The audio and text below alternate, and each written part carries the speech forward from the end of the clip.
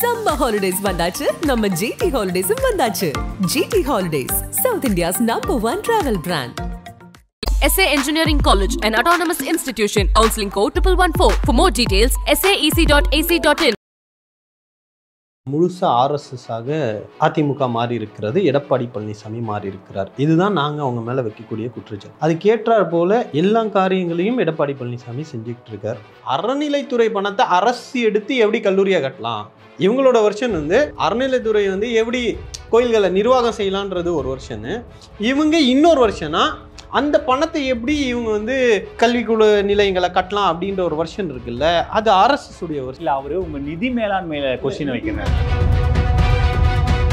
அறநிலைத்துறை பணத்தை எடுத்து கல்லூரி கட்டுவாங்கன்னு நீங்க இன்னைக்கு எங்கள் ஆட்சி மீது குற்றச்சாட்டு வைக்கிறீங்கன்னா, அப்ப எம்ஜிஆருடைய ஆட்சிலையும் அதே குற்றச்சாட்டு வைக்கிறீங்களா அப்படின்ற கேள்வி நாங்க வைப்போம். என்ன சொல்றாருன்னா, நீங்க அறநிலைத்துறை பணத்தை கோயிலுக்கு செலவு பண்ணுங்க, உயர்கல்வித்துறை எம்ஜிஆர் பண்ணியிருக்காரு, காலேஜுக்கு செலவு பண்ணுங்க. எம்ஜிஆர் பண்ணியிருக்காரு கௌதம். அப்ப எம்ஜிஆர் தப்பு பண்ணாரான்னு கேட்கிறேன். கல்லூரி கட்டாதன்னு ஒரு குற்றச்சாட்டு வைக்கிறாரு. உங்க வருஷன் படி திரும்ப என்ன சொல்லியிருக்காருன்னா, அரசே எடுத்து அப்ப இது ரெண்டுமே ஒண்ணா, ரெண்டுமே முரணான கருத்து தானே. அப்ப மாறி இருக்கா இல்லையா அவருடைய ஸ்டாண்டு? அப்ப நாங்க வச்ச இந்த ஸ்டாண்ட் உங்களுடைய ஸ்டாண்ட் தானே இது. ஆமா, அப்ப முதல்ல அவர் சங்கியா தானே இருந்திருக்காருன்ற ஒரு விளக்கம் கொடுக்குறாரு. என்னோட கருத்து இதுதான், நீங்க அப்படி தப்பா திருச்சிட்டீங்கன்ற. எடப்பாடி பழனிசாமி என்னன்னா, இந்த மாதிரியான நீங்க சொல்ற மாதிரி சாஃப்ட் இந்துத்துவ இடத்துக்கு அதிமுக நகர்றது ஒன்றும் புதுசு இல்லை. அவர் என்ன நினைக்கிறாருன்னா, நம்ம பாஜகவோட இருக்கோம், ஸோ மெஜாரிட்டி கன்சல்டேஷன், இந்த கன்சல்டேஷனுக்கு நம்ம ட்ரை பண்ணுவோம், அது நடந்தா நமக்கு சக்சஸ் தானே யோசிக்கலாம்ல. இது பீகாரோ யூபியோ இருந்தா எடப்பாடி பழனிசாமியுடைய எடுப்படும். நான் அதுதான் திரும்ப சொல்றேன், இங்க அந்த பிரிவினையே கிடையாது. நார்த்ல இருக்கக்கூடிய ஒரு பொலிட்டிக்கல் ஈக்குவேஷன் தமிழ்நாடு கேரளால அட்லீஸ்ட் கிடையாது. பாஜகவுடைய டப்பிங் வாய்ஸ், அதாவது மிமிக்ரி வந்து நீங்கள் இதில் கொடுக்கலாங்க, ஸ்டேஜ் ஷோவில் கொடுக்கலாம், பாடுறப்போ மிமிக்ரி வாய்ஸை மாற்றி பாடலாம். ஆனால் பாலிடிக்ஸில் அதை பண்ணக்கூடாது. அவங்க பாலிடிக்ஸில் அவங்க கொள்கை வேறு கூட்டணி வேறுன்றது இதில் தெரியலையே. ஒன்னா சேர்க்கல. அதிமுக என்ன சொல்றாங்கன்னா, இது ஒரு கடந்து போக வேண்டிய ஒரு பேச்சு. அதை வந்து திமுக வந்து வெட்டி ஒட்டி சதி பண்ணி ஒரு பூதாகரமா மாத்திட்டாங்க. இந்த விஷயம் யாரும் வெட்டல, யாரும் ஒட்டல, அப்படியே தான் பேசியிருக்காரு. எடப்பாடி பழனிசாமி ஆட்சியில எத்தனை செயின் ஸ்நாச்சிங் நடந்துச்சு, நடந்து போக முடிஞ்சிச்சா பெண்களால? வா ஏன் சென்னையில் 6 மணிக்கு மேல பெண்கள் வெளியே வர முடியாதுங்க. வந்தா செயின் ஸ்நாச்சிங் நடந்துட்டு இருந்துச்சு, கஞ்சா ஓடிக்கிட்டு இருந்துச்சு, எல்லாமே நடந்துகிட்டு தான் இருந்துச்சு. உங்களை ஆட்சி கொண்டு வந்தாங்க. நான் எங்களை ஆட்சி கொண்டு வந்தீங்கல்ல, அதான் என்ன மாறி இருக்குன்னு கேட்கிறேன். நியூஸ் கிளிட்ஸ் நேயர்களுக்கு வணக்கம். இன்றைய சிறப்பு நேர்காணலில் நம்மோடு திராவிட முன்னேற்ற கழகத்திலிருந்து டாக்டர் ஹபீஸ் அவர்கள் இணைந்திருக்கிறார். அவரை வரவேற்று நிகழ்ச்சிக்குள் போகலாம். சார் வணக்கம். எடப்பாடி பழனிசாமி பேசுறத திருச்சி ஒட்டி ஏன் ஒரு கருத்துருவாக்கம் உருவாக்குறீங்க? எதா இருந்தாலும் நேரடியாக அரசியல் பண்ணுங்க, நேரடியாக களத்துக்கு வாங்க, நான் சொல்லாத ஏன் திருச்சி சொல்றீங்க அப்படின்னு எடப்பாடி பழனிசாமி இந்த அறநிலைத்துறை விவகாரம் தொடர்பாக நேற்று பேசுறாரு. ஏன் திருச்சி பேசுறீங்க? இல்லை, அவங்க வந்து வைக்கக்கூடிய குற்றச்சாட்டு என்ன அப்படின்னா, முழுசா RSS ஆக அதிமுக மாறி இருக்கிறது, எடப்பாடி பழனிசாமி மாறி இருக்கிறார். இதுதான் நாங்கள் அவங்க மேலே வைக்கக்கூடிய குற்றச்சாட்டு. அதுக்கு ஏற்றாற் போல எல்லா காரியங்களையும் எடப்பாடி பழனிசாமி செஞ்சுக்கிட்டு இருக்கார்.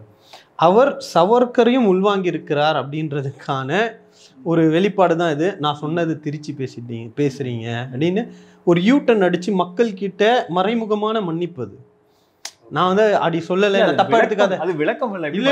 இல்லை, நான் அப்படி சொல்ல ஏங்க, அவர் சொல்கிற அப்படியே வெர்பாட்டிமை எடுத்து நீங்கள் பார்த்தீங்கன்னா, கோயில் பணத்தை பார்த்தா அவங்களுக்குலாம் கண்ணு ஒரு மாதிரி உறுத்தும். இது யாரோட வருஷன்னு இவ்வளோ நாளாக ராஜா பேசிகிட்டு இருந்தது. கோயில் சொத்தை வந்து அரசாங்கம் கொள்ளடிக்குது, அதே வாய்ஸை தான் வந்து தமிழிசை பேசுகிறாங்க. அறநிலைத்துறை வெளியே போங்கன்றாங்க. கர்நாடகாவில் வந்து ஃப்ரீ டெம்பிள் மூமெண்ட்டுன்னு ஒரு மூமெண்ட்டை நடத்திட்டு இருக்காங்க. வட இந்தியாவில் வந்து கோயில்கள்லாம் வந்து அரசாங்கத்திலேருந்து வெளியேற்றணுன்ற முயற்சிகள் அதெல்லாம் தொடர்ந்து நடந்துக்கிட்டு இருக்கு. அதோடைய வேற ஒரு வருஷன் தான் இவர் பேசியிருக்கார். கண்டென்ட் ஒன்று தான். அவர் என்ன சொல்ல வர்றாருன்னா, அறநிலைத்துறை பணத்தை அரசு எடுத்து எப்படி கல்லூரியாக கட்டலாம், இவங்களோட வருஷன் வந்து அறநிலைத்துறை வந்து எப்படி கோயில்களை நிர்வாகம் செய்யலான்றது ஒரு வருஷன்னு, இவங்க இன்னொரு வருஷனா அந்த பணத்தை எப்படி இவங்க வந்து கல்விக்குழு நிலையங்களை கட்டலாம் அப்படின்ற ஒரு வருஷன் இருக்குல்ல, அது RSS உடைய வருஷன். அவரு உங்க நிதி மேலாண்மையில நிதி மேலாண்மை கொஸ்டினுக்கு நான் வரேன். ஃபர்ஸ்ட் இதை நம்ம புரிஞ்சுப்போம். அவர் சொன்னது இதுதானே, அந்த பணத்தை எடுத்து எப்படி கல்லூரியை கட்டலாம். சரி, நிதி மேலாண்மையா பிரச்சனை? திமுக வந்து நிதி மேலாண்மையை வந்து சரியாக பண்ணாதனால தானே அறநிலைத்துறையுடைய கோயிலுடைய பணத்தை எடுத்து கல்வி நிலையங்களையோ கல்லூரிகளையோ கட்டுது அப்படின்றது அவருடைய வருஷனாக இருந்தால், 2017 நீங்களே திறந்திருக்கீங்களே, அப்போ நிதி மேலாண்மை பிரச்சனையா? இல்ல சார், அது ஏற்கனவே கட்டப்பட்ட ஒரு கல்லூரி. எக்ஸ்பான்ஷனுக்குமே சரி, முதல்ல கட்டினது யார் அந்த கல்லூரியை? எம்ஜிஆர். அப்போ எம்ஜிஆருக்கு நிதி மேலாண்மை தெரியாதா? நிதி மேலாண்மை தெரியாமல் திவாலாக இருந்த நேரத்தில் எம்ஜிஆருடைய ஆட்சி தமிழ்நாட்டில் வந்து ஒரு இருண்ட காலம்னு சொல்ல வரீங்களா? நீங்கள் ஒரு பேராமீட்டர் வச்சிங்கன்னா, நிதி மேலாண்மை தெரியாதவர்கள் தான் அறநிலைத்துறை பணத்தை எடுத்து கல்லூரி கட்டுவாங்கன்னு நீங்கள் இன்னைக்கு எங்கள் ஆட்சி மீது குற்றச்சாட்டு வைக்கிறீங்கன்னா, அப்போ எம்ஜிஆருடைய ஆட்சிலையும் அதே குற்றச்சாட்டு வைக்கிறீங்களா அப்படின்ற கேள்வி நாங்க வைப்போம். என்ன சொல்றாருன்னா, நீங்க அறநிலைத்துறை பணத்தை கோயிலுக்கு செலவு பண்ணுங்க, உயர்கல்வித்துறை எம்ஜிஆர் பண்ணியிருக்காரு, காலேஜுக்கு செலவு பண்ணுங்க. எம்ஜிஆர் பண்ணியிருக்காரு கௌதம். அப்ப எம்ஜிஆர் தப்பு பண்ணாரான்னு கேட்கிறேன். உங்களுடைய புரட்சி தலைவர் தப்பு பண்ணாரா அப்படின்ற ஒரு கேள்வியை தான் நாங்க திரும்ப கேட்கிறோம். அதுக்கு பதில் தெரியல. இன்னொரு விளக்கம் கொடுத்தா, அறநிலைத்துறை இது அந்த கல்லூரிகள்லாம் போதுமான அளவுக்கு இருக்காதுன்னு வேற சொன்னாரா? அப்போ எம்ஜிஆராம் போதுமான வசதிகள் இல்லாத கல்லூரியை கட்டினாருன்ற ஒரு குற்றச்சாட்டு வந்து எம்ஜிஆர் மேலேயும் வைக்கிறது தானே ஆகும். அப்போ நீங்கள் வந்து அண்ணாவை மறந்துட்டீங்க, எம்ஜிஆரை மறந்துட்டீங்க, ஜெயலலிதாவை மறந்துட்டீங்க. உங்களுக்கு இப்போ அமித்ஷா மட்டும்தான் கண்ணுக்கு தெரியுது. அவர் வைக்கிற, நீங்க எம்ஜிஆர் மேல வைக்கிற விமர்சனமா கூட நீங்க அதை அப்படி வச்சுக்கோங்க. ஆனா என்ன கேட்கறாருன்னா, நீங்க இந்த நிதியை எடுத்து அந்த துறைக்கு செலவு பண்ணுங்க சொல்றாரு. அந்த கேள்வி எடப்பாடி பழனிசாமி கிட்ட நீங்க கேளுங்க, எம்ஜிஆர் மேல வைக்கிறீங்களான்னு. நாங்க இங்க அறநிலைத்துறையில நிதி வருது, காணிக்கை வருது, சட்ட அனுமதி இருக்கிறது, குறிப்பிட்ட தொகைக்கு மேல நிதி இருந்தா அதை கல்வி நிலையங்களை நீங்க கட்டலாம். கரெக்ட். சர்ப்ளஸா நிதி இருந்தா எடுத்து பண்ணலாம். ஆனா இங்க அதுலயே சிக்கல் இருக்குன்னு யார் சொல்றா? சிக்கல் இருக்குன்னு யார் சொல்றா? சிக்கல் இருக்குன்னு இவங்க தான் சொல்றாங்க, ஆர்எஸ்எஸ் காரங்க தான் சொல்றாங்க. ஓகேவா? அந்த சிக்கல்கள் அங்க கிடையாது. ஏங்க, ஒரு கான்செப்ட் புரிஞ்சுக்கோங்க. ஒருத்தர் தானம் பண்றது எதுக்கு? தானம் பண்ணுறது, இப்போ நாங்களும் தானம் பண்ணுறோம், இஸ்லாமியர்களும் தானம் பண்ணுறாங்க, கிறிஸ்தவர்களும் தானம் பண்ணுறாங்க, இறை நம்பிக்கையுடையவர்கள் தானம் பண்ணுறாங்க, இறை நம்பிக்கை இல்லாதவர்களும் தானம் பண்ணுறாங்க. அப்போ எண்ட் ஆஃப் த நீட் என்ன? அதுக்கான தேவை என்ன? அது பண்ணுறது என்ன? மக்களுக்கு போய் சேரணும். ஏழையின் சிரிப்பில் இறைவனை காண்போம், அதானே கான்செப்டு. அப்போ இந்த மாதிரி கல்விக்காக காணிக்கையிலிருந்தோ இல்லை இஸ்லாமியர்கள் செய்யக்கூடிய தர்மத்திலிருந்தோ ஒரு கல்வின்றது இருக்குல்ல. அப்போ ஒரு காலத்தில் சாப்பாடு, தங்குறதுக்கு வீடு, துணி, இது 3 தான் தேவையாக இருந்துச்சு. அதுக்கு சமமான தேவையாக இன்னைக்கு கல்வி இருக்குது. அது ஆலயங்களோ பள்ளிவாசல்களோ அல்லது கோயில்களோ கல்விக்காக செலவிடுறத தப்புன்னு இன்னைக்கு சொல்றதுன்றது ஒரு அடிப்படை மனிதத்தை புரிஞ்சிக்காம இருக்கிறதா இருக்கு. சொல்லல நீங்க ஏன் இல்ல, நான் 2 வரேன். இது ஆர்எஸ்எஸ் உடைய கல்விக்கு ஏன் செலவு பண்றீங்கன்னா, கல்வின்றது இன்னைக்கு ரொம்ப முக்கியமானதா இருக்கு. நான் ஏன் சொல்றேன்னா, அந்த சட்டப்படி பர்பஸ் ஆஃப் த எங்க அறநிலைத்துறை கல்லூரிகள் அப்படின்றது அறநிலைத்துறையின் கட்டுப்பாடில் இருக்கக்கூடிய கல்லூரிகள், அது உயர்கல்வி கட்டுப்பாடில் இருக்கக்கூடிய கல்லூரிகள் கிடையாது. நல்லா புரிஞ்சுக்கோங்க. இங்க சிஸ்டம் வேற வேற. நீங்க வந்து அறநிலைத்துறை பள்ளிகள், அறநிலைத்துறை கல்லூரிகள், அது அறநிலைத்துறை கட்டுப்பாடில் தான் இருக்கிறது. It is not higher education institutes. இது வந்து ஹையர் எஜுகேஷன் மினிஸ்ட்ரிக்குள்ளே வராது. எந்தெந்த மினிஸ்ட்ரிக்குள்ளே இருக்கக்கூடிய பள்ளிக்கூடங்கள் அந்த மினிஸ்ட்ரிக்குள்ளேருந்து தான் இருக்குமே தவிர வேற ஹையர் எஜுகேஷன் மினிஸ்ட்ரிக்கு போகாது. இந்த புரிதல் இல்லைன்றதான் நம்ம வைக்கக்கூடிய குற்றச்சாட்டு. இப்போ நிதி மேலாண்மை அடுத்தது. அவர் அந்த மாதிரி சொன்ன விஷயத்த கல்லூரியே கட்ட வேணான்னு சொல்றாரு, கல்வியே வேணான்ற இடத்துக்கு திமுக ஒரு நரேட்டிவ் செட் பண்ணி அவரை திரும்ப ஒரு கார்னர்ல தள்ளுறீங்கல்ல. நான் திரும்பவும் அதுதான் சொல்றேன். அவர் பேசினது பாருங்க, கோயில் பணத்துல எடுத்து கல்லூரியை கட்டணுமா அப்படின்ற ஒரு கேள்வி வருது இல்ல. கோயில் பணத்தை எடுத்து கல்லூரியை கட்டினா என்ன பிரச்சனைன்றதான் கேட்கிறோம். இதுதான் பிஜேபியோட குரல். கல்வியே நீ வந்து கோயில் பணத்துல கட்டக்கூடாதுன்னு முடிவு செய்யறது யாரு? யார் முடிவு செஞ்சா? இவ்வளவு நாள் ஆர்எஸ்எஸ் தானே அந்த குற்றச்சாட்டு வச்சிருந்துச்சு. இன்னைக்கு அதை தானே போய் நீங்க நிக்கிறீங்க.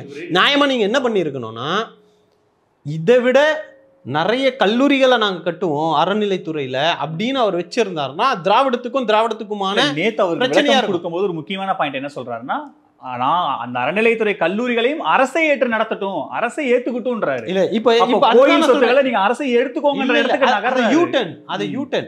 ஃபர்ஸ்ட் பணம் பார்த்தமாவே பார்க்கலையா? யூட்டன் தானா? இல்லைங்க, ரெண்டுமே ஒரு குறிப்பிட்ட குறுகிய காலத்துல 2 முரணான கருத்தை சொல்றாரு.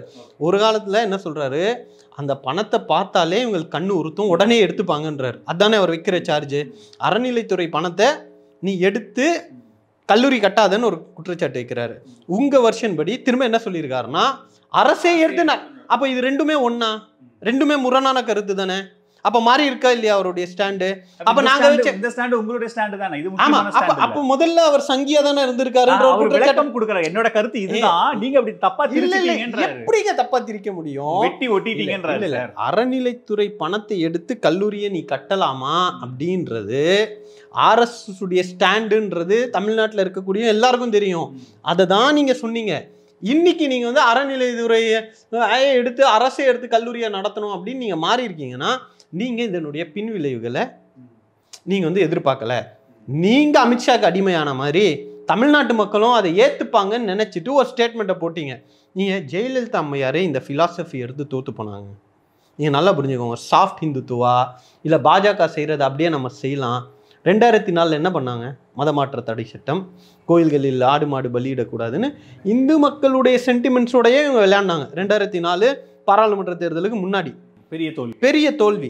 அப்போ இந்த சாஃப்ட் ஹிந்துத்துவா பாலிடிக்ஸோ இல்லை பாஜகவுடைய கொள்கைகளை வேற வேஷத்தில் தமிழ்நாட்டில் கொண்டு வந்து புகுத்தலான்னு நினைச்ச ஜெயலலிதா அம்மையார் மாதிரி ஒரு பெரிய ஆளுமையை தோத்து போன பாலிடிக்ஸை இன்னைக்கு எடப்பாடி பழனிசாமி எடுத்திருக்காரு. கரெக்ட். 20 வருஷத்துக்கு அப்புறம் அவங்க என்ன சொல்றாங்கன்னா 20 வருஷத்துக்கு அப்புறம் களம் மாறிடுச்சு. இல்ல யார் சொல்றா? இதை எடப்பாடி சொல்றாரா? இல்ல அவங்க என்ன சொல்றாங்கன்னா எடப்பாடி பாக்குறவங்க என்ன சொல்றாங்கன்னா களம் மாறுது. இபிஎஸ் என்ன பண்றாருன்னா மெஜாரிட்டிவாக கன்சால்டேட் பண்றாரு. இப்போ அதுதான் இந்த குற்றச்சாட்டு தானே நாங்க வைக்கிறோம் சார். அவங்க திமுக மைனாரிட்டி அப்பீஸ்மென்ட் பண்ணும்போது நாங்க மெஜாரிட்டிவாக கன்சால்டேட் பண்றோம். இது ரொம்ப தப்பான ஒரு இத சொல்றாங்க. மைனாரிட்டி அப்பீஸ்மென்ட் திமுக மேல நீங்க குற்றச்சாட்டு எதை அவங்க பாஜக தரப்புல அந்த விமர்சனம் வைக்கிறாங்க சொல்றேன். அது ரொம்ப அவதூறான ஒரு பாயிண்ட். எங்களுடைய நிலைப்பாடுன்றது இங்க எல்லாருக்குமான உரிமை. இப்போ உதாரணத்துக்கு எடுத்துக்கோங்களேன். இனி திருநங்கைகளுக்காக அதிகமா ஏன் பேசுறோம்னா தே ஆர் மைனாரிட்டிஸ். ஏன் ஒரு உயிரினம் அது அழியக்கூடிய நிலையில இருந்தால் அதுக்கு பாதுகாப்பான சட்டங்களை ஏன் கொடுக்குறோம் அப்படின்னா அவங்க வந்து பாதுகாக்கப்பட வேண்டும் அப்படின்ற அடிப்படையில் தான் அதை அணுகிறோம். அது இன்னைக்கு இஸ்லாமியர்கள் இன்னைக்கு சிறுபான்மைன்றனால திமுக சிறுபான்மையுடைய குரலையும் சேர்த்து பேசுகிறது. அது வந்து ஜனநாயகத்துல அறம். அது ஆனா உங்களுக்கு எதிராக இப்படி ஒரு நரேட்டிவ் செட் இல்ல. அந்த நரேட்டிவ் அவங்க செட் பண்ணட்டும். ஆனா தமிழ்நாட்டில் ஒரு மிக பெரிய பிரச்சனை பாஜக என்ன தெரியுமா?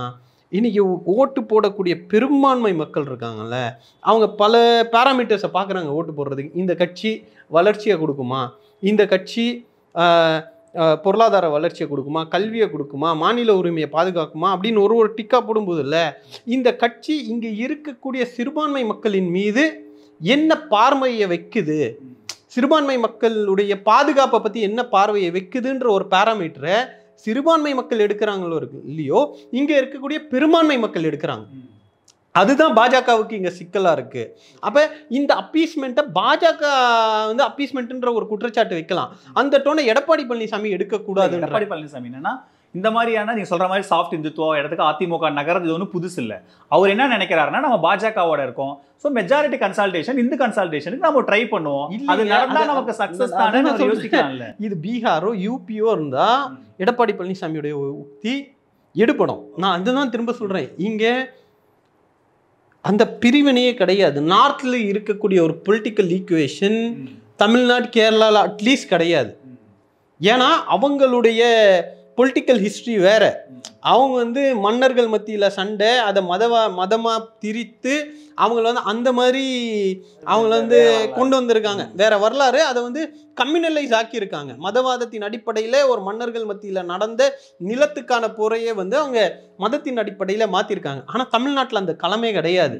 நீங்கள் வந்து எங்கள் ஊர் செஞ்சு எடுத்துக்கிட்டிங்கன்னா ராஜா தேஜ் சிங் கூட நின்ன தளபதி வந்து சதகத்துல்லா கானுன்ற முஸ்லீம். அவன் யார் கூட சண்டை போடுறான்னா ஆர்காட் நவாபோட சண்டை போடுறான். ராஜா தேஜ் சிங்குக்கும் ஆர்காட் நவாபுக்கும் நடக்கிற சண்டையில் ராஜா தேஜ் சிங்கோட வீரமரணம் அடைகிறது சதகத்துல்லா கான். இங்கே வந்து அந்த மாதிரி ஒரு பிரிவினைவாதம்லாம் கிடையாது. நட்புக்கு உயிர் கொடுக்கக்கூடிய சமூகம். நீங்கள் இங்கே வந்து பிஜேபியோடைய பிரிவினைவாத டோனை எடுத்தீங்கன்னா நீங்கள் புறக்கணிக்கப்படுறீங்க.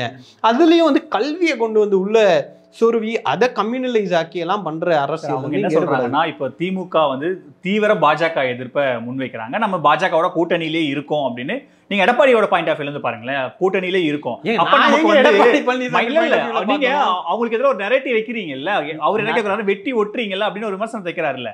அவரு ஒரு மெஜாரிட்டி வந்து கன்சால்டேட் பண்ண ட்ரை பண்றாரு.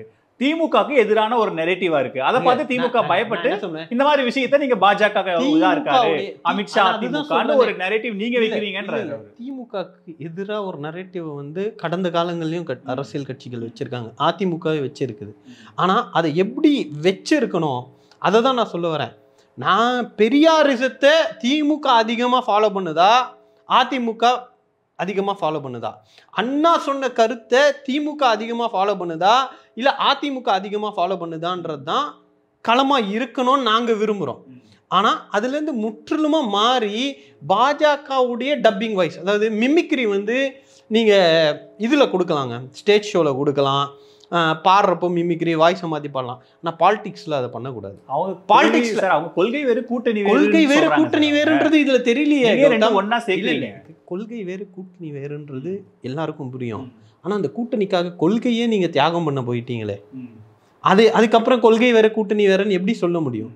நான் அதுதான் சொல்கிறேன். அண்ணாவுடைய கொள்கை வந்து அறநிலைத்துறையினுடைய கல்வி நிதியிலேருந்து எடுத்து கட்டக்கூடாதுன்றது இது அவருக்கு பேக் ஃபயரே ஆகட்டும். நீங்க ஏன் அவ்வளவு அக்கறைப்படுறீங்க? அதிமுக இப்படி போதே, திமுகவினர் எல்லாரும் ஒரு அதிமுக விட அழியுது, எதிர்கட்சி வலுவா இருக்கணும் இல்லையா, அதிமுக திமுக இருக்கணும் இல்லையா, அவங்க அது கிளியரா ஒரு பிளான் நோக்கி போறாங்க. அது ஒரு பொது நலங்க. ஏன்னா நான் திரும்ப சொல்றேன், இந்த களம் இப்படி இருந்தால் தான் தமிழ்நாடு வளர்ந்ததற்கான காரணம் என்னன்னா, நீ அதிகமான முற்போக்கு திட்டங்களை கொண்டு வரியா இல்லை நான் கொண்டு வரேனா. எங்களுக்கும் ஜெயலலிதா அம்மையாருக்கும் பல முரண்கள் இருக்கலாம். ஆனால் அந்த 69% அவங்க ஒரு ஸ்டாண்டை எடுத்தாங்க. அந்த மாதிரி விஷயங்கள் காம்ப்ரமைஸ் ஆகுமோ அப்படின்ற ஒரு அச்சம் எங்களுக்கு இருக்குது. பவர் இஸ் நாட் அப்சல்யூட்டுங்க. தொடர்ந்து ஒரே கட்சி இந்த நாட்டில் ஆட்சியில் இருக்க முடியாது. ஒரு 50 வருஷம் ஒரு கட்சி ஆட்சியில் இருக்குமா அப்படின்னா அதெல்லாம் சந்தேகம். நம்ம வந்து அதையெல்லாம் கடந்து அதிமுகவின் மீது இருக்கக்கூடிய கவலை என்பது, நீங்கள் எங்களோடு இவ்வளோ நாளாக தமிழ்நாட்டில் என்ன மாதிரி ஒரு அரசியல் இருந்துச்சோ அந்த அரசியலில் நின்று சண்டை போடுங்க. அவர் கொஞ்சம் அதுல இருந்து விலகி போய் வேற ஒரு அரசியல் எடுக்கணும்னு நினைக்கிறாரு. அது உங்களுக்கு த்ரெட்னிங்கா இருக்கும். அவருக்கு எதிராக இப்படி நரேட்டிவ் வைக்கிறீங்க. அது எங்களுக்கு பாசிட்டிவா தான் அமைஞ்சிக்கிட்டு இருக்குது. அது பாசிட்டிவா அமையுது. இப்ப அது கிடையாது. 2004 பாஜக தீண்டத்தகாத கட்சின்னு சொன்னதெல்லாம் அப்போ, இப்பெல்லாம் அது கிடையாதுன்றாங்க. இல்லைங்க, நான் அதான் சொல்றேன். பாஜகவா எடுத்து பார்க்காதீங்க. பாஜகவுடைய கருத்தியல், பாஜகவுடைய பிளவுவாத வார்த்தைகள், பாஜகவுடைய சித்தாந்தம், இதுதான் இங்க பிரச்சனை. பாஜகவுடைய சித்தாந்தத்தை இன்னைக்கு ஏத்துக்கிறதுக்கு மக்கள் தயாராக இருந்திருந்தால் பாஜக ஒரு சீட்டாவது ஜெயிச்சிருக்கும் பாராளுமன்ற தேர்தலில். அதை அவங்களால பில்ட் பண்ண முடியலையே. அதிமுகவும் சாஃப்ட் இந்துத்துவ எடுத்ததுனால தாங்க புறக்கணிக்கப்பட்டிருக்கு. 20% எடுத்து அவங்களால ஒரு சீட்டு வாங்க முடியல அப்படின்னா மக்கள் ஆதரவு குறைய ஆரம்பிச்சிருக்கிறது. அதை புரிஞ்சிக்கோங்க. அது வந்து தமிழ்நாட்டுடைய அரசியல் களத்தை மாற்றக்கூடிய ஒரு சூழல் வந்துச்சுன்னா அது ஆபத்தாக தமிழ்நாட்டுக்கு. ஆனா சமீபத்தில் 24 தேர்தலில் உங்களுக்கு தெரியும், பாஜக அந்த அணி கிட்டத்தட்ட 18% வாக்குகளை வாங்கினாங்க. அது பிரதமர் மோடி வேணுன்றதுக்கு விழுந்த ஓட்டு தான். அது பாஜக ஆதரவு வாக்குகள் தான். அந்த வாக்கு அதிமுக கன்சால்டேட் ஆகும்போது அதிமுகக்குன்னு ஒரு வாக்கு வங்கி இருக்கு. நீங்க அரித்மெட்டிக்கல்னா கூட இந்த 2 கூட்டணி ஜெயிச்சுனா கூட 35% அப்படிங்கிறது வெற்றி வாய்ப்புக்கான ஒரு பெர்சன்டேஜ் தானே, ஆட்சி அமைக்கிறதுக்கான ஒரு பெர்சன்டேஜ் தானே. நாங்க 43ல நிக்கிறோமே. இந்த தேர்தல் அப்படி இருக்காதுன்றாரு. இல்ல அப்ப எப்படி இந்த தேர்தல் அது 35 வரும்? இந்த தேர்தல் அது எப்படி 35 ஒரு பார்வை இருக்கு. நீங்க பார்லிமெண்ட் எலெக்ஷன்ல இருந்த 2 கணக்கு போட்டு 35 சொல்லும்போது நாங்க ஏற்கனவே வாங்கி இருக்கக்கூடிய 222 கான்ஸ்டிடியூன்சிஸ்ல, எம்எல்ஏ கான்ஸ்டிடியூன்சிஸ்ல நாங்க லீடு எடுத்திருக்கோம். அந்த அடிப்படையில நம்ம விவாதம் பண்ணுவோம். விவாதம்னா நீங்க ஒரு டேட்டா வச்சு அதே டேட்டா வச்சு தான் நானும் விவாதம் பண்றேன். அப்ப அதுக்கு மட்டும் அந்த டேட்டாவை எடுத்துக்கிறீங்க, நான் கொடுக்குற டேட்டாவை நீங்க எதிர்க்கிறீங்க. இப்ப இஷ்யூ என்னன்னா, அந்த அலைன்ஸ்குள்ளேயே எடப்பாடியும் வேணான்னு சொன்ன ஓட்டு தான் பாஜக விழுந்திருக்கு. அதே மாதிரி எடப்பாடிக்கு விழுந்த ஓட்டுல மோடி வேணான்னு சொன்ன ஓட்டு தான் விழுந்திருக்கு. எஸ்டிபி இந்த கூட்டணியில இருந்திருக்கு, ஏடிஎம்கே கூட்டணியில இப்போ அவங்க விலகி வராங்க. அப்ப இந்த மாதிரிலாம் நடக்கிறப்ப அரசியலில் உங்களுக்கு தெரியும், 1+1 is not 2, it can be 3, it can be 0. So அது தேர்தல் வரும்போது பார்ப்போம். அதை பற்றி இப்போ நமக்கு பேச வேண்டியதில்லை. இன்னைக்கு கரண்ட் சுச்சுவேஷன் தமிழ்நாட்டை வந்து அவர் சொல்கிறார்ல, மீட்போம் காப்போம்லாம் ஏதோ ஒன்று சொல்லிக்கிட்டு இருக்காரு. அதாவது நாஞ்சில் சம்பத் காப்போம் தமிழ்நாட்டை, அதை சூப்பராக நாஞ்சில் சம்பத் அண்ணன் எங்கேயோ சொல்லியிருக்காராம், சம்பாதித்ததை காப்போம் சம்பந்தியை மீட்போம் அப்படின்னு. அவங்களுக்கு அவங்க பிரச்சனை இருக்கு இல்லைங்க. அவர் சொல்றாரு சம்பாதித்ததை காப்போம் சம்பந்தியை மீட்போம் அப்படின்னு. ஏன்னா சம்பந்தி மேல வழக்குகள், ஈடி, பணம், இதுதான். அந்த ஒரு ஸ்லோகன் இருக்குல்ல, அது எப்படி ஜெல்லம் மக்கள் கேட்பாங்களா இல்லை? யாருடைய ஆட்சி காலத்தில் அதிகாரம் பறிக்கப்பட்டுச்சு? நீட் யாருடைய காலத்தில் வந்துச்சு? நாங்கள் இருக்கிறப்ப உடனே எங்க சொல்லுவாங்க அது ஒரு தனி விவாதம். ஆனால் உங்களுடைய ஆட்சி காலத்தில் தான் நீட் வந்துச்சு. நீங்க அதை தடுத்து நிறுத்த முடியல. இன்னொன்னு எல்லாம் தாண்டி அதெல்லாம் அதிமுக எல்லாம் ஏமாத்துச்சு, அதிகாரம் கொடுத்துருச்சு, மத்திய அரசு கிட்ட அடிபணிஞ்சிருச்சுன்னு தான் உங்களை கொண்டு வந்தாங்க. ஆமா, 4.5 வருஷம் நீங்களே எதுவும் பண்ணல, அதனால நாங்க மக்களை காக்குறோம், தமிழ்நாட்டை மீட்கிறோம். திமுக கிட்ட இருந்து எடப்பாடி கிளம்பி நாங்க என்ன பண்ணல? நீங்க சொல்ற அதே நீட்டுக்கு துணைவேந்தர்களே 2020 நீங்க மறைந்த ஜெயலலிதா அம்மையார் பேர்ல ஒரு பல்கலைக்கழகத்தை கொண்டு வரீங்க. கூட்டணியில தான் இருக்கீங்க. உங்களுடைய ஆளுநர் தான் இருக்காரு. உங்களுக்கு குறைந்தபட்ச ஒரு அந்த ஜெயலலிதா அம்மையார் மீது அன்பு இருந்தா எவ்வளவோ பேரம் பேசுறீங்க. இடி ரைடுக்காக வேணான்றீங்க, பணத்துக்காக போறீங்க, கூட்டணிக்காக போறீங்க, மற்ற விஷயங்களுக்கெல்லாம் போறீங்க, எங்களை கைது பண்ணாதீங்கன்னு போறீங்க. ஜெயலலிதா அம்மையார் மேலே இருக்கிற அன்பை ஒரு வாட்டியாவது இந்த அம்மா பேரில் ஒரு பல்கலைக்கழகத்தை வச்சுருக்கோம், அதுக்கு மட்டும் அனுமதி கொடுன்னு உங்களால் கேட்டு வாங்க முடியல. ஆனால் நாங்கள் ஆட்சிக்கு வந்து நீங்கள் போட்ட மசோதாக்களுக்கும் சேர்த்து உச்ச நீதிமன்றத்தில் வழக்கு போட்டு வாங்கிட்டு வந்திருக்கோம். 7 விடுதலையில் யார் தீர்ப்பு வாங்கிட்டு வந்தா? யாருடைய ஆட்சியில் தீர்ப்பு வந்துச்சு? இதெல்லாம் மீட்டுட்டு வந்ததா தெரியலையா கண்ணில்? அப்போ நீங்கள் ஒன்றுமே பண்ணலன்னா இது என்ன மாதிரியான நரேஷன்?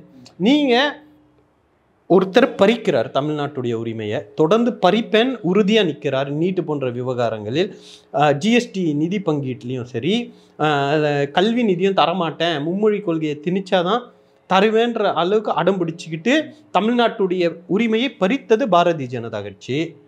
அந்த கட்சியோடு நீங்கள் கூட்டணி வச்சிருக்கீங்க. இங்கே நான் கொடுத்த 2 எக்ஸாம்பிள்ஸு உரிமைகளை மீட்டுட்டு வந்திருக்கோம்.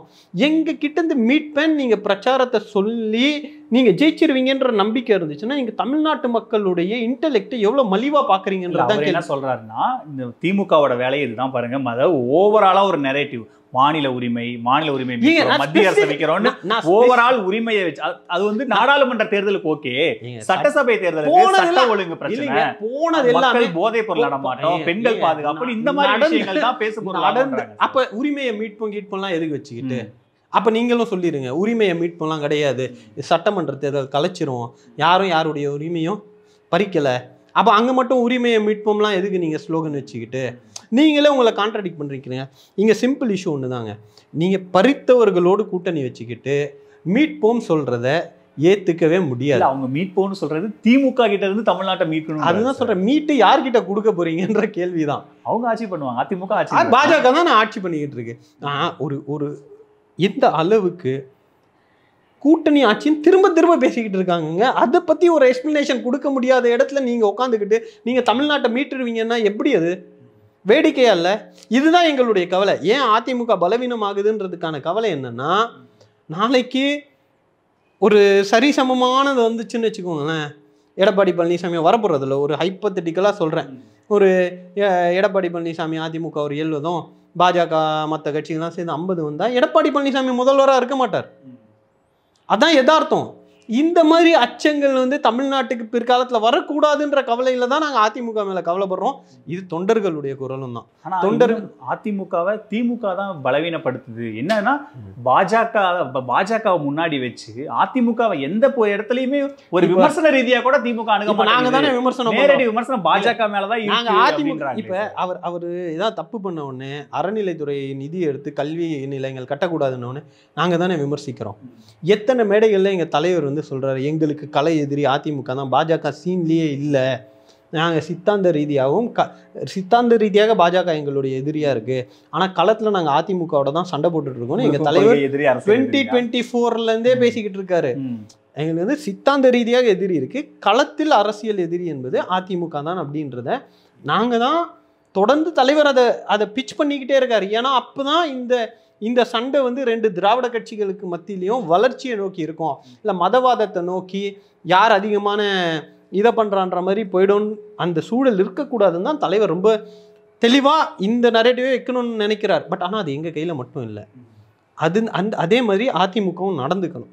நீங்கள் இஷ்யூ பேஸ்டாக நீங்கள் வந்து பிரச்சனையை கிளப்பணும். நீங்கள் அதெல்லாம் விட்டுட்டு நீங்கள் அப்படியே முழு ஆர்எஸ்எஸ்ஸாக மாறி ஆர்எஸ்எஸ்ஸை விட தாண்டி ஒரு ஸ்டேட்மெண்ட்டை கொடுக்குறப்ப இந்த மாதிரி விமர்சனங்கள் வரதான் செய்யும். அவரு சாஃப்ட் இந்துத்துவா எடுக்கட்டும், நீங்க சொல்ற மாதிரி பாஜக குரல்ல கூட பேசட்டும், அது அவங்க உத்தி சார். நீங்க ஏன் அதுக்கு எதிராக ஒரு கவுண்டர் நெரேட்டிவ், அமித்ஷா அதிமுகவை மாறிட்டாரு, இதை அந்த நெரேட்டிவ் ஏன் செட் பண்றீங்க? அப்படி ஒன்று இல்லவே இல்லை அப்படின்னு அவங்க சொல்றாங்க சார். நெரேட்டிவ் நாங்கள் செட் பண்றது இல்லைங்க. தமிழ்நாட்டில் நெரேட்டிவ் ஆட்டோமேட்டிக்காக உருவாகிடும்.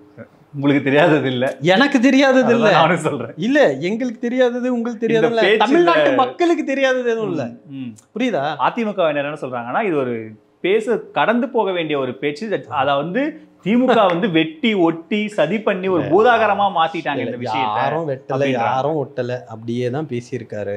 கரெக்ட். அவங்க என்ன சொல்றாங்க அதிமுக தரப்புல, அதை தாண்டி கீழ் லெவல்ல மக்களுக்கு அவ்வளவு பிரச்சனைகள். என்ன பிரச்சனைகள்? அவர் இப்ப இபிஎஸ் நேத்து பேசும்போது கூட போதைப் பொருள் இடமாற்றது, சட்ட ஒழுங்கு பிரச்சனையில இருந்து, காவல் மரணங்கள்ல இருந்து, விலைவாசி உயர்வுல இருந்து இவ்வளவு சிக்கல்கள் மக்கள் ஃபேஸ் பண்றாங்க. நான் எல்லாத்துக்கும் சொல்றேன். இது எல்லாத்துக்குமே இதுக்கெல்லாம் பதில் சொல்லாம ஒட்டுமொத்தமா பாஜக உள்ள வந்துரும், பாஜக எதை கேட்டாலும் பாஜக உள்ள வந்துரும். நீங்க இன்னைக்கு டிபேட் வைங்க. இப்பயே நம்ம இந்த இன்டர்வியூல பேசுவோம். சட்டம் ஒழுங்கை பத்தி விவாதிப்போம். என்ன சட்டம் ஒழுங்கு? சட்டம் ஒழுங்குனா என்ன? எடப்பாடி பழனிசாமி ஆட்சியில் எத்தனை செயின் ஸ்நாச்சிங் நடந்துச்சு? நடந்து போக முடிஞ்சிச்சா பெண்களால்?